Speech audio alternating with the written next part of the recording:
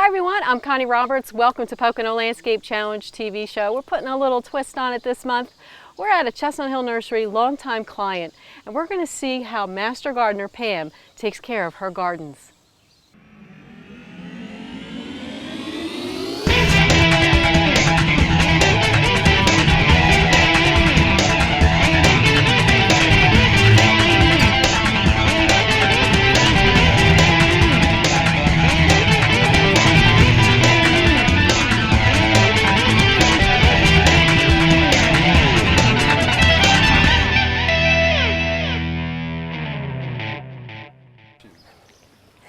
Hi Trace, how you doing? Good, Connie, how are you? Good. What is happening here on this beautiful location? Oh my gosh, today we're doing a shoot at one of our customers' houses. She was approached by Country Gardens magazine, which is really exciting.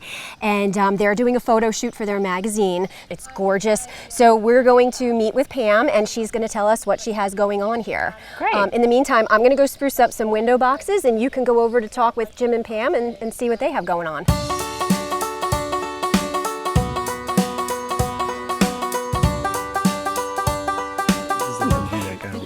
Hi guys, what a beautiful property Hey, here. Connie, how are Thank you so much. I'm glad you like it. So I'm standing here talking with Pam and she's giving me some history about her gardens here and what her inspiration was, and maybe she'd share that with you. I'd love to hear it. Oh, thank you. Well, I retired about 14 years ago to garden.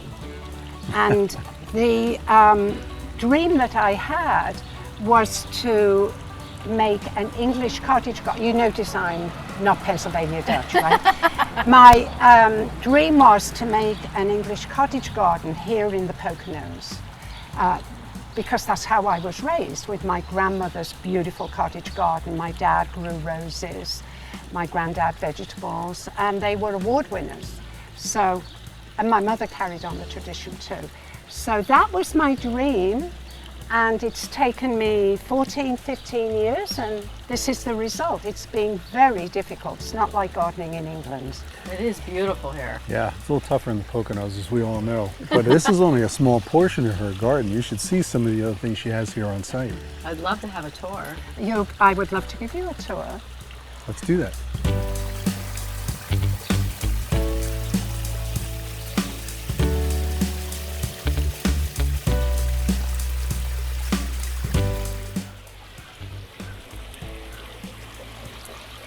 Pam, this is beautiful in here. So I have to ask you, just for our viewers and stuff, what makes this a cottage garden? Can you explain that to us? Well, yes, there are several elements of a cottage garden, a traditional cottage garden. One of them is that you use very common cottage garden plants. You're not, if you're a plant snob, you don't want a cottage garden. Right. So you use bee balm, coneflowers, Shasta daisies, phlox, Right. that sort of thing. You always have to have the hollyhocks, some delphiniums. These are common cottage garden flowers. So then you plant for abundance. So it looks like there's no space between the flowers. In fact, there is, because you've got to have air circulation. Sure. So I have my mulch around them there. There's space there. So you plant for abundance. Another element is curvy borders. So that's why the garden looks the way it does, and the pond was shaped to fit into it. The pond is not necessarily a cottage garden feature, but usually there is a water feature of some sort. Right. Could be just a simple fountain or something. And couldn't it? often is. Yeah. Often is. Another element of a cottage garden, in England, many of the gardens are very small. Right. English people like to put walls and fences around their private space. So they tend to do a lot of vertical gardening. Right. So I have a lot of hooks with plants on to give some height. Right. I have trellises, vines, and do some vertical gardening in that way. And I'm sure I've missed some of the other elements, but that gives you an idea. Does it matter color scheme, or you just want a riot of color? You what are want a looking for? riot of color, but I do have to say that I have moderated my taste a little, and I go for quieter colors now. But yes, I still have reds and purples, and I think it's necessary to do something to break up the bright colors. So I do have a lot of white in the Shasta daisies, the gooseneck loosestrife, so that your eye can get some rest as you follow through the garden. You can see the white. Makes sense. Yep. Yeah. So after you spend some time out here in the garden, where do you go next? Well, you know, the thing about a cottage garden, it's pretty, can be a little overwhelming, particularly if you do have a riot of colors. So I created a shade garden that we call the Serenity Garden, because that one gives me a rest. So a calming, resting space. Yes, right. yes. Can we take a look? And the thing about the cottage garden flowers, they need full sun. Right. So we need some shade to relax into. Can we go take a look? Sure. All right, let's go.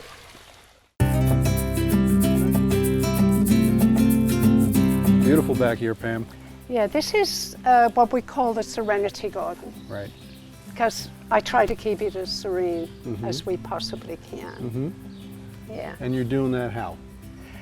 Well, much of the day it's in shade, that helps. Right now, the sun is such that we have sun in here, but often it's in shade. Right. So it has many of the elements of an English cottage garden, such as the curvy borders, and I planted for abundance. But it's really all about texture and different shades of green. Right. And also I put in statuary that's serene. Oh, and one of the major elements of a cottage garden here is the fence behind it. The property goes much further behind that, but we wanted that sense of enclosure and some height. So we have the vine, the hydrangea going over the fence. Well, you know, we always try to create some sense of space, because it always feels better when you're entertaining or you're sitting outside by yourself if you feel you're in somewhat of a confined space. So it makes sense. Yes. You know, otherwise your eye just keeps on going and you lose focus of the garden itself, right? Pam, with those challenges here in the Poconos, you come from England, and what was your favorite flower that you couldn't bring here? I'm glad you asked that, because a lot of my wishes for a cottage garden are about evoking memories. And there was one flower in particular, the wallflower, that I can't grow here. My grandmother had a very pretty name. It was Ethel Gilliver. And when I was a little girl, she let me know that her favorite flower of all was the gillyflower, which is her name for the wallflower. And I thought the gillyflower was named for my grandmother. I thought it was her flower and they named it for her. So that is one flower I really wanted to have here. Another example, a cottage garden should always have roses. I do have roses. They are an enormous challenge for me to grow. I have a really hard time with roses. Yeah. So Pam, we were talking about textures in the garden. Let's give a little more examples of that. There are lots of ferns. That's one texture. The grasses are a totally different texture. And of course, the broad leaves of the hostas. I have a lot of hostas in this area. Well, I noticed that everything is doing very well, and I guess you don't have any deer here eating Oh my your stuff. gosh, I wish. Yes, we do have deer, and the way I deal with them, and it works for me, is to continually spray. There's nothing more soul destroying than deer removing everything you've got. Well, we're going to continue this tour, so stay with us. We'll be right back.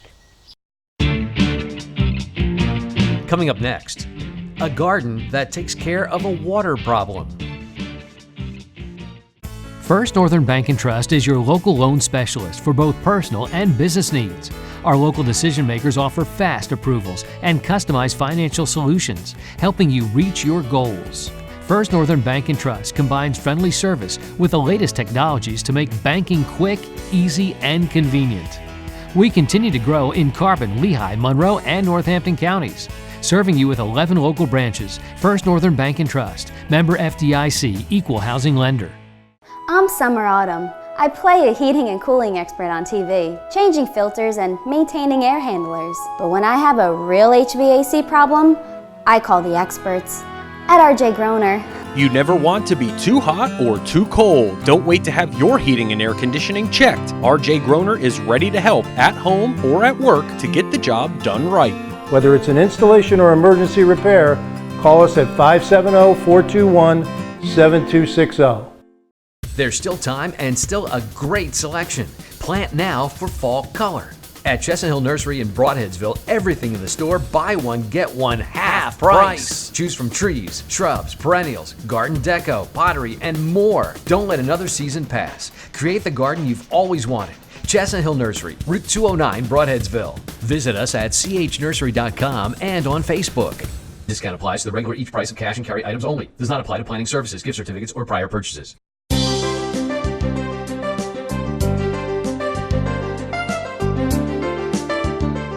Pam, I'm excited to see what's behind this fence here, that kitchen garden. But first, let's tell everybody about what's happening here.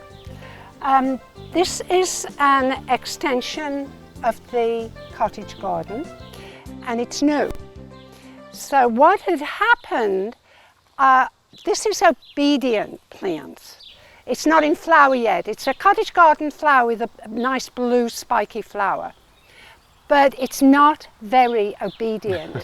And it was taking over the bed. In fact, it took a backhoe, because it spreads by its roots, to get it out, 2/3 of it out, so that I could put in another little cottage garden. But the fun part then, once I had it ready, was my friend and I came down to Chestnut Hill Nursery and bought these typical cottage garden plants, including that beautiful white coneflower. I have to say though, that this phlox here, this pale lavender phlox, is not a purchased one, that's a volunteer. I have no idea where it came from. Well, no idea. Speaking of volunteers, you have lots of people that help you with your garden from time to time. Well, of course I have Dwayne, my husband. I couldn't do it without him. He's the best hole digger ever. But I also have a grandson. I have 4 wonderful, wonderful grandsons. But one of them, Jonathan, is the one who enjoys helping me in the garden. He has made 4 or 5 miniature gardens here. And this is one of my favorite because he made it in a bathtub, in a vintage bathtub. That's pretty old then. Yeah, the bathtub was Small. my husband's when he was a baby. Really? Yeah. Aww. And he didn't have to make holes in the bottom for drainage because it's all rusty. But the grandkids get a kid out of it because they don't believe that Pappy could ever fit in there. But so yeah, that's one of the little gardens that he's made and maintains here. Nice. Beautiful. Well, I know you also have a rain water garden. A rain garden. A rain garden. She has a water garden, but she also has a rain garden. Yeah. I have a rain garden. That's a new project this year. So, and it's all about this flower bed because we have a wet basement with a sump pump, and a pipe carries the water from the basement and from the gutters of the house underground, and I'll show you where it comes out. Never had a problem with it until the torrential rains we've been getting lately, and then the water comes out through the pipe and was flooding this bed. So I put in a rain garden to catch the water. So, and I'd love to show it to you. Take a look. Let's go take a look. It'll be fun. Pam, what constitutes a rain garden? I have no idea what this means. The water comes out through a pipe here and was flooding the garden. So a rain garden is an area that catches the water and soaks it away into the ground without harming the vegetation around it. So the way I made it, it's fairly small, but there's one deep basin and a less deep basin where the Amsonia is, and then a little spill-off basin. And the water gathers in the deep basin first, and it's standing water. So when it was made, I had to make sure that that water drained away within 24 hours, which it does. It really works. So then the fun part is always the planting. You plant a rain garden with plants that don't mind water. Sure. So the plants in the deep basin will take standing water.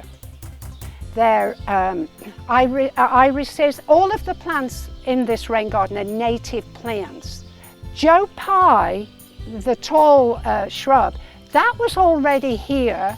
I'd already planted it there, but that doesn't mind moist feed at all.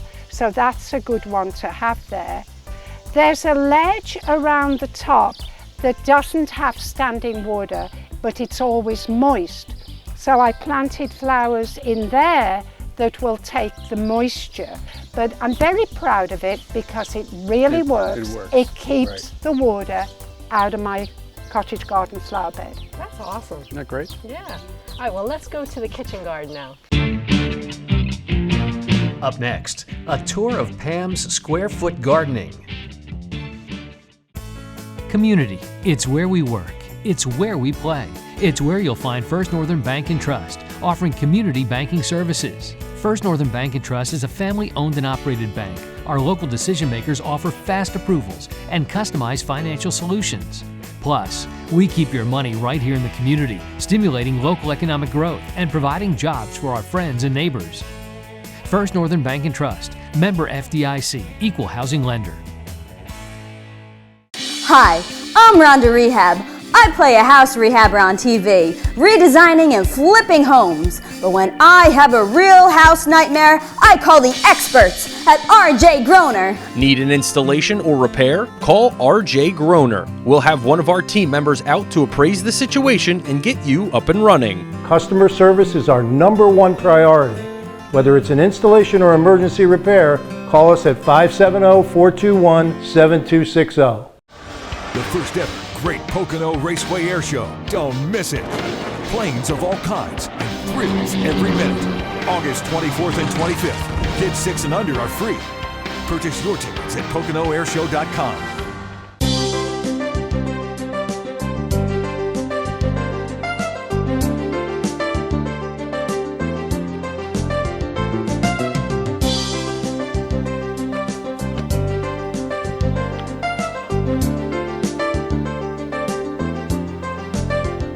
Pam, I noticed you have a mirror in here in this garden. Why?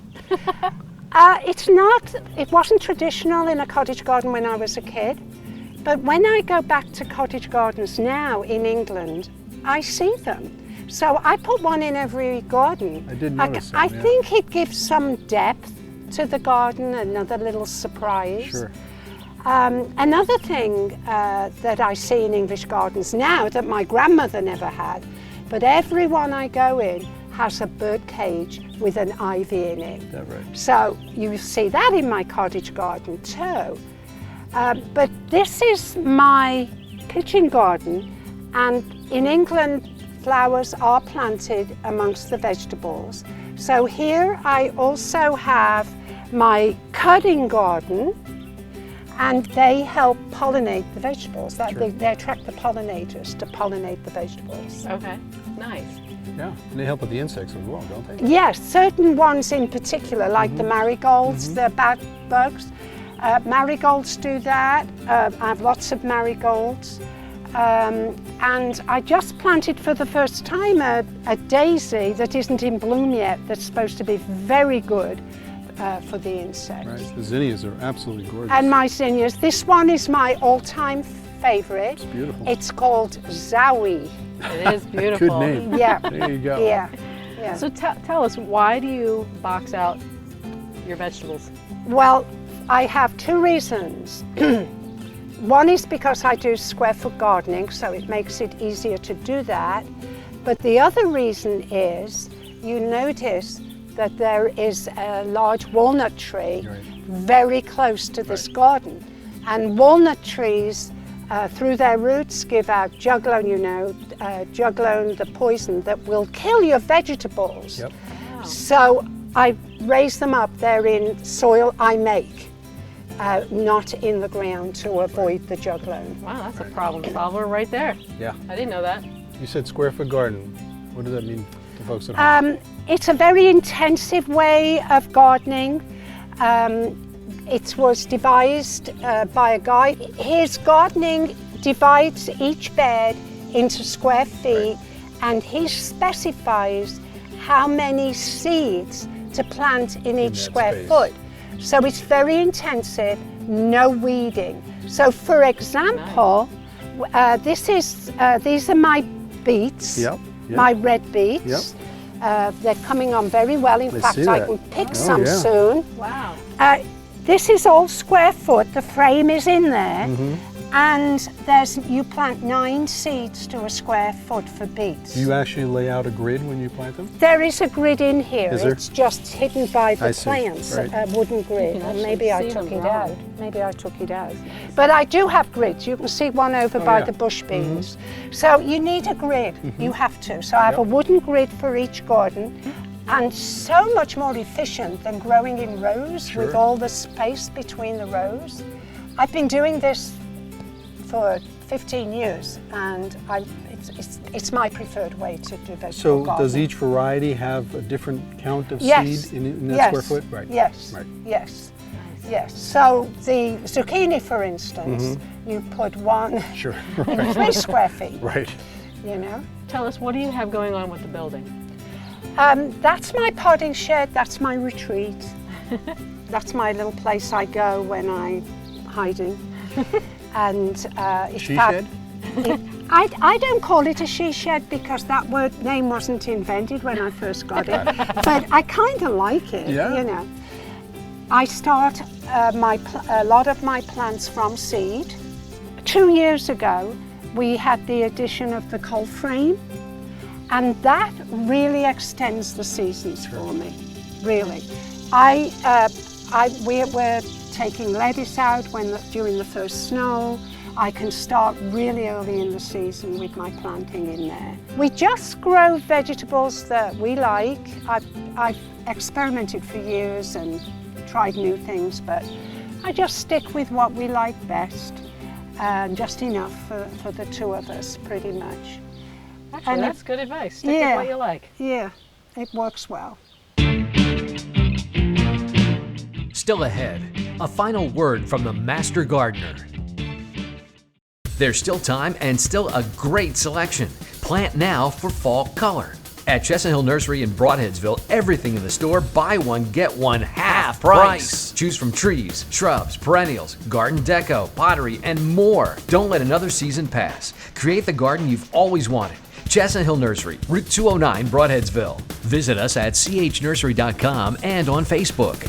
Discount applies to the regular each price of cash and carry items only. Does not apply to planning services, gift certificates, or prior purchases. The first ever Great Pocono Raceway Air Show. Don't miss it. Planes of all kinds and thrills every minute. August 24th and 25th. Kids 6 and under are free. Purchase your tickets at PoconoAirShow.com.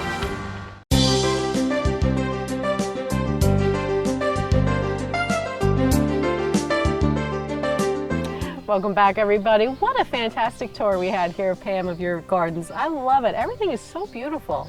But you know, a garden always has to be taken care of. It's not a yes. maintenance-free zone. Exactly. And it changes continually. Right. Every year is different. And often because something dies or becomes diseased or whatever. So it changes all the time. You know, I'm looking here and I'm seeing the leaves fall off your Yes, catalpa tree. yes. We talked about this earlier. Yes. And there's quite a history with this tree, but maybe you can explain to some of the viewers, you know, this goes to how gardens will evolve over time and what weather changes may affect the gardens and stuff. But in your case, this catalpa is going to be sad to lose it, but explain to them what happened. So there were 2 trees Right. back here. We lost one already. This catalpa tree is very, very old. my husband, this is my husband's homestead, and he remembers it when he was a little boy. So it's really past its sell-by date. But it creates the shade that I need for the Serenity Garden. Sure. And when the other tree was taken down, that created that sunshine we were standing in that before we never had that. But it's just temporary during the day, so everything survives. But now, if the catalpa has to come down, and why may it have to come down? All the rain we've been having, this particular area floods. Right. And we had a guy come and test it all out. Arborist? An arborist, a qualified arborist. Always get an arborist for your trees.